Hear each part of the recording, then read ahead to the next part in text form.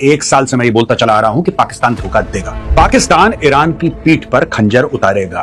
हूथियों ने यह धमकी दी और फिर यह कर दिया कि सऊदी अरब की शिपिंग जो है बाब अल मंदेब और रेड सी में हम बंद करवा देंगे। तो पाकिस्तान का कहना है कि इंटरनेशनल मैरिटाइम लॉ को ये वायलेट हौसियों ने सऊदी अरब के जो 2 ऑयल टैंकर्स हैं उस पर हमला किया है और उनके अगले हिस्से को आग लगी है। उसमें तेल तो नहीं बहा समंदर के अंदर, लेकिन वहां कोई जानी नुकसान भी नहीं हुआ, लेकिन एक रेड लाइन अबूर कर दी है हौसियों ने। क्या लड़ना दहशतगर्द जमात से है या लड़ना किसी मुल्क से है? होती तो रेबल, उनसे लड़ किसानों की लड़ना।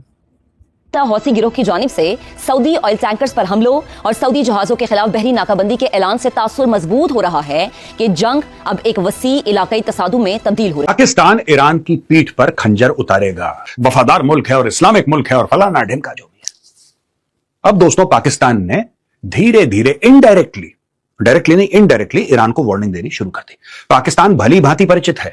Pakistan knows very well that the Houthis, Hamas, Hezbollah, Kataib Hezbollah और ऐसी जितनी भी आउटफिट्स हैं मिडिल ईस्ट में, ये सारे के सारे जो हैं ईरान की रजीम के बच्चे हैं।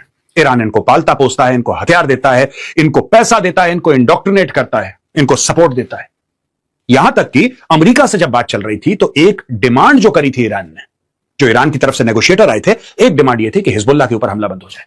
जब वो कहते हैं ना कि लेबनान के अंदर क्यों घुसी है इजरायली आर्मी, एक्चुअली वो ये कह रहे हैं कि हिजबुल्लाह को ये लोग क्यों निशाना बना रहे हैं। Why are they fighting against Hezbollah?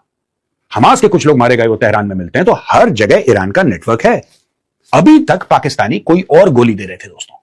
Pakistani ये कह रहे थे कि नहीं, मुसलमान भाई हैं और हम ईरान के लिए कुछ भी कर देंगे और ईरान के लिए जान निछावर कर देंगे। ये जान निछावर करने की जो स्कीम है ना पाकिस्तानियों की, चलिए आज के वीडियो में इनका थोड़ा सा पर्दाफाश करते हैं। लेकिन पहले ये रेड लाइन का क्या सिस्टम है पाकिस्तानियों का, ये जानने की जरूरत है।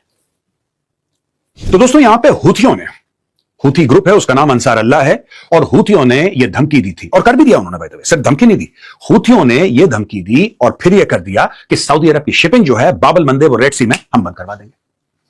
यह हम डिस्कस भी कर चुके हैं, चाहे मैं टेलीविजन पे बोलूं, चाहे तो चाणक्य डायलॉग्स पे बोलूं, यह बात मैं रिपीट कर रहा हूं कि हूथीज ने कर दिया जो हूथियों को करना था। अब इशू यह हो गया है कि पाकिस्तान ने बोला है कि साहब आपने सऊदी अरब के खिलाफ ये काम कैसे किया।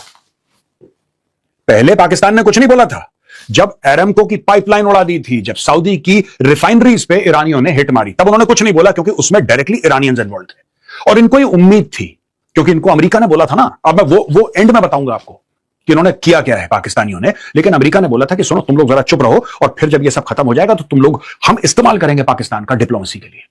अब पाकिस्तानियों ने बोला ये कौन सी चिड़िया का नाम होता है यार डिप्लोमेसी। उसने बोला नहीं, वी विल टेल यू, हम लिख के तुम्हें दे देंगे, बस तुम जैसे कुछ एंकर होते हैं ना जो टेलीप्रॉम्प्टर पढ़ते हैं, तो तुम टीपी पढ़ देना यार, तुम टेलीप्रॉम्प्टर पढ़ देना, बस तुम्हें दिमाग लगाने की जरूरत नहीं है। अब हुआ ये यहां पे कि इन्होंने कंडेम कर दिया जो हूथी की थ्रेट है अगेंस्ट सऊदी अरेबिया। अब ये कहते हैं कि ये जो थ्रेट्स हैं दे वायलेट इंटरनेशनल मैरिटाइम लॉ। बड़ी बात है साहब। जो हूथीज हैं, अगर वो सऊदी अरब की शिपिंग रोकते हैं तो पाकिस्तान का कहना है कि इंटरनेशनल मैरिटाइम लॉ को ये वायलेट करते हैं, देयरफॉर हूथीज आर बैड। ये तो लिखा है यहां पे। लेकिन स्ट्रेट ऑफ हॉर्मुज में अगर वही काम ईरान करता है तो ईरान वायलेट नहीं कर रहा। Iran international maritime law violate नहीं कर रहा है।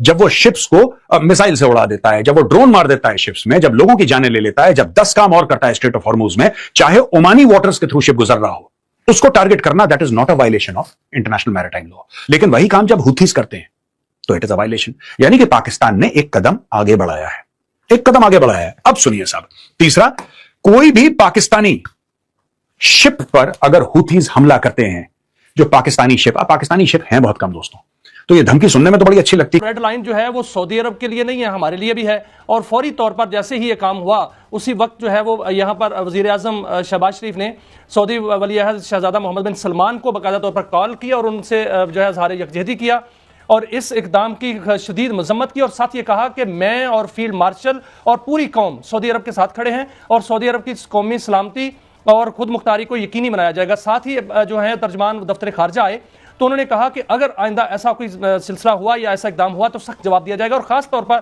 यह कहा गया कि पाकिस्तानी परचम वाले जहाज़ों पर अगर कोई हमला हुआ तो इसका सख्त जवाब दिया जाएगा। आज ट्रंप ने भी ये कहा है और वार्निंग दी है ईरान को कि वो हौसियों को समझाएं और उनको जो है वो इससे बाज करें, वरना अमेरिका भी इस पर हमला करेगा। अगर कायद साहब ये मामला आगे बढ़ता है तो इसका मतलब अमेरिका भी हमला करेगा। फिर पाकिस्तान ने भी वाज़ेह किया है कि हम भी एक दिफाई मुआहदे में हैं और दिफाई मुआहदा जो है हम पर लाजम है और हम इसको पासदारी भी करेंगे।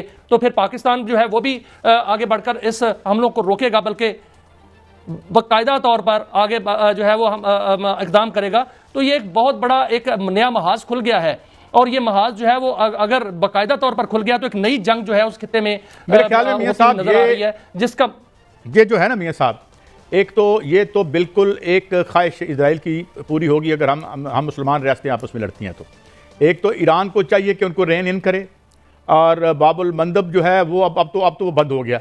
अब ये जो 2 अटैक्स हुए हैं इसका जो फितरी नतीजा निकलेगा, दुनिया भर में जो तिजारत होती है उसमें तो वो रिस्क कोई भी नहीं लेता। अब वहाँ से कोई नहीं गुजरेगा। बेसिकली तो उन्होंने मैसेज दिया है कि अब कोई और जहाज़ यहाँ से ना गुजरे। मेरे ख्याल में बेहतर ये होता कि अगर उन्होंने इसको वसी करना भी था तो वो मुसलमान या सऊदी अरब के जहाज़ों को निशाना ना बनाते। एक बात तो ये है। और वैसे उसको जो है जिस तरह पार्शली मिसाल के तौर पे वहाँ से अब 10% ट्रैफिक तो हरमूज से भी गुजर रही है जो कि इजाज़त देता है जिनको ईरान, तो मतलब 10% पे है वो, बाकी तो बंद है उन्होंने। तो बेसिकली वो इस काम लें ज़रा रेस्ट्रेंट से। और मुसलमान मुल्कों को चाहिए, इजराइल देखें, इजराइल पहली दफ़ा कार्नर हुआ है। इजराइल इस वक्त डिफेंसलेस है। इजराइल इंतजार कर रहा है कि 2-3 साल बाद जब उसके ये जो उनके पास प्रिवेंट करने के लिए असलहा आ जाए तो वो शायद दोबारा जंग में आए। जंग तो ये ख़त्म नहीं होगी जब तक कि एक फरीक बिल्कुल घुटनों पे ना आ जाए। तो लेकिन दूसरी मियां साहब बात ये है, मैं इसमें ज़रा थोड़ी आपकी टेक लेना चाहता हूँ।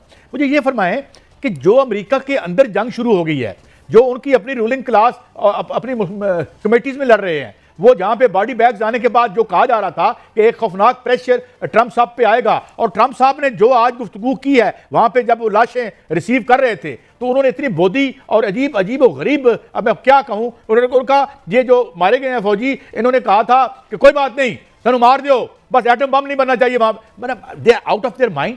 कोई बंदा इसको खरीदने को तैयार है इस बात को कि भाई सब असल में अमेरिका फंस गया है सर। अमेरिका को पैसे भी चाहिए जंग लड़ने के लिए, जो कि नहीं है। अमेरिका को असला चाहिए जंग लड़ने के लिए, यहां पर इस खित्ते में वो नहीं है। अमेरिका को अपने फौजी बचाने हैं, वो नहीं बच रहे।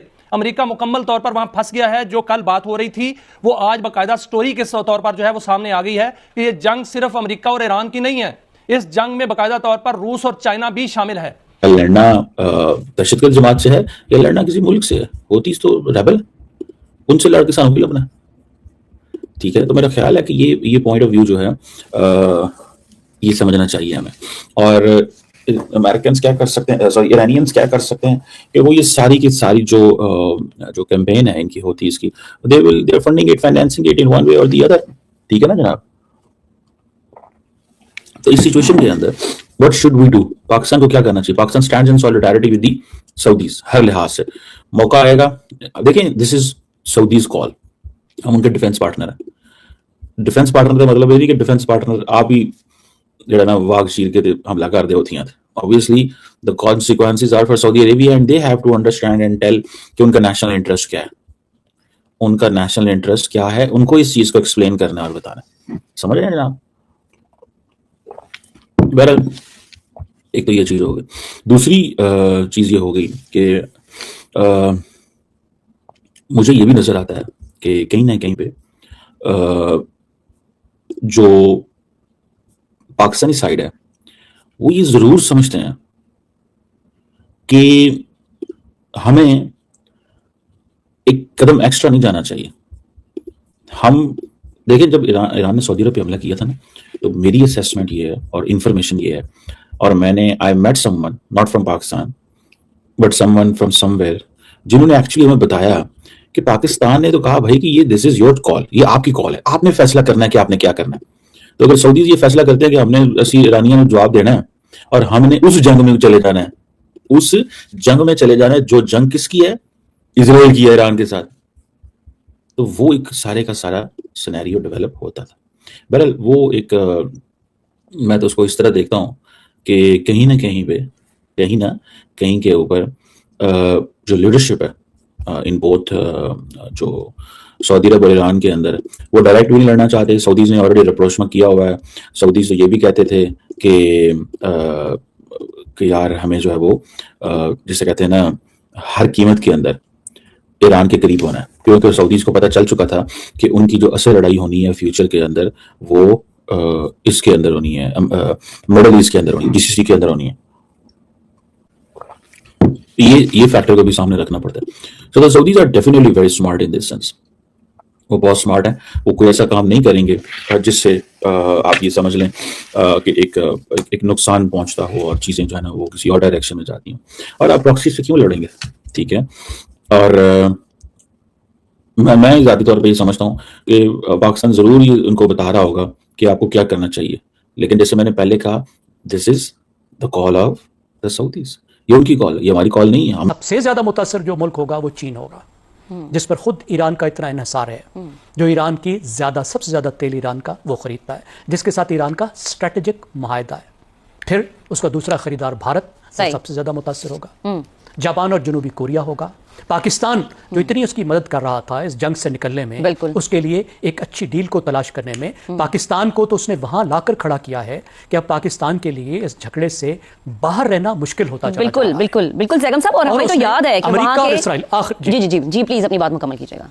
देखिए, आखिरी बात मैं अर्ज करना चाहता हूं कि ईरान ने अमेरिका और इस्राइल को एक बहाना फराहम कर दिया है कि वो एस्केलेशन को वो भी आगे बढ़ाएं। अब दो रास्ते हैं, ये तो मुज़ाकरात की तरफ रास्ता चला जाए, जैसे ईरान चाहता है कि उसको फेवरेबल एग्रीमेंट मिले, लेकिन जो दूसरा खतरा है वो कहीं ज्यादा है कि अब अमेरिका मजीद दबाव बढ़ाएगा। यानी एक तरफ ईरान दबाव बढ़ाने की कोशिश कर रहा है, तो दूसरा अमेरिका अपने तरीके से ईरान पर दबाव बढ़ाने की कोशिश यानी करेगा। और देखना ये कि क्या अमेरिका इस प्रेशर में आता भी है या फिर कोई और वे आउट निकालता है। शहजाद साहब, पाकिस्तान की हौसियों को दो टुक वार्निंग, गैर मामूली सिफारती पैगाम, सबसे बड़े सालिस की तरफ से ऐसे पैगाम के क्या असरात सामने आ सकते हैं? अच्छा, पहला सवाल तो ये होना चाहिए कि ईरान आखिर ये क्यों कर रहा है। जी मेरा ख्याल है कि ईरान इसलिए ये कर रहा है क्योंकि जो वो हुर्मुज़ से हासिल करना चाहता था वो उसको नहीं हासिल हो रहा, बल्कि जिस किस्म के हमले उसको सहने पड़ रहे हैं वो कि सिर्फ अमेरिका की तरफ से हैं, वो इस नौयत के हैं कि उसको बात बढ़ानी पड़ गई है, उसको हॉरिजॉन्टल एस्केलेशन करनी पड़ गई है। हुर्मुज़ को बंद करने के बाद जो मामला थे वो तय नहीं हो पा रहे, जिस किस्म का हल वो चाहता था उस हल की तरफ दुनिया जा नहीं रही, खलीज जा नहीं रहा उसकी तरफ। लेकिन गंभीरियत का अंदाजा लगाने के लिए जरा ये सोचिए कि हुतियों को तो ईरान मदद करता है, उनका वो प्रॉक्सी ग्रुप है, लेकिन यमन के बिल्कुल ऑपोजिट जिबूती है और जिबूती के पीछे सोमालीलैंड है। ये दोनों इस वक्त इंडिपेंडेंट कंट्रीज हैं, सॉवरेन कंट्रीज हैं, दोनों ही तल्लुकात रखते हैं इसराइल के साथ और दोनों ही जगहों पे इसराइल के अड्डे हैं, मिलिट्री के अड्डे। तो बिल्कुल 20 मील अक्रॉस यमन के आपको क्या नजर आता है, सना के क्या नजर आता है, वहां पर जिबूती और सोमालीलैंड, वहां पर ये लोग मौजूद हैं। ये भी याद रखें कि यूएई और इसराइल इकट्ठे सोमालीलैंड में को एग्जिस्ट करते हैं। सूडान को आगे भी ले चलिए, सूडान के अंदर रेड सी के वो भी साथ लगता है, लेकिन वहां के मामला थोड़े मुख्तलिफ है। तो होने क्या जा रहा है दोनों तरफ में, यानी पाकिस्तानी अफवाज बैठी हैं इस वक्त सऊदी अरेबिया में इस वादे के साथ और इस मकसद के लिए। पाकिस्तानी अफवाज, उसमें हवाई भी हैं, उसमें बहरी भी हैं, उसके अंदर बर्री हमारी जमीनी अफवाज भी हैं। क्या मकसद है कि रेड सी के ऊपर जो सऊदी अरेबिया का जो रिक्वायरमेंट है उसको डिपेंड किया जाए, उसके इंटरेस्ट को डिपेंड। हुदियों ने सऊदी अरेबिया पर अटैक कर दिया है, वाई प्राइसेस आसमान छू रहा है और पूरे मिडल ईस्ट में आग लगी पड़ी। इसी बीच सऊदी अरेबिया ने अमेरिका के साथ एक बड़ा सिविलियन न्यूक्लियर एग्रीमेंट साइन कर दिया है ताकि यूएस टेक से अपना न्यूक्लियर प्रोग्राम आगे बढ़ा सके। और इस पूरी कहानी में सबसे बड़ा जो कि जो पाकिस्तान का हो गया है, इनका सीन ये है कि पहले तो ये लोग सऊदी अरेबिया को अपने न्यूक्लियर प्रोटेक्टर और बड़े बड़े डिफेंस पैक की धमकियां और हवाई बातें क्यों कर रहे थे। फिर बोल रहे थे तुम्हें कौन बचाएगा, मतलब जिसका खुद का मुल्क आईएमएफ के टुकड़ों पर पड़ रहा है, जहां आटे और बिजली के लाले पड़े हो, जिससे तुम पैसे खुद लेते हो सऊदी अरेबिया से, वो चले थे दूसरों को न्यूक्लियर सुपर पावर बनाने। पर जब सऊदी अरेबिया को असली में न्यूक्लियर डील करने की बारी आई तो रियाद ने इस कंगालों को घास तक नहीं खिलाई और सीधे अमेरिका के पास जाकर हाथ मिला लिया और बड़े बड़े डील कर ली। सऊदी अरेबिया भी अच्छे से जानता है कि पाकिस्तान की औकात से भीख मांगने और मीडिया में आकर बड़ी बड़ी बातें फेंकने की। हुती के अटैक और इस नए न्यूक्लियर थ्रेट के बीच पाकिस्तान की ऐसी बेइज्जती हुई है कि इनके सारे बड़े बड़े दावे धरे के धरे रह गए। दुनिया में इनकी इज्जत का फिरोज बन चुका है और इनके नेता बस मुंह लटकाए फिरते हैं। और हुदी ने अटैक किया, सऊदी पे लोग क्या उखाड़ लिया, कुछ घंटा भी नहीं उखाड़ पाए और धमकी दे रहे हैं हुदियों के, हम तुमको छोड़ेंगे नहीं, रेड लाइन क्रॉस कर दिया। हर बार रेड लाइन का पता नहीं रेड लाइन होता क्या है, लोग डायलॉग मारते रहते हैं।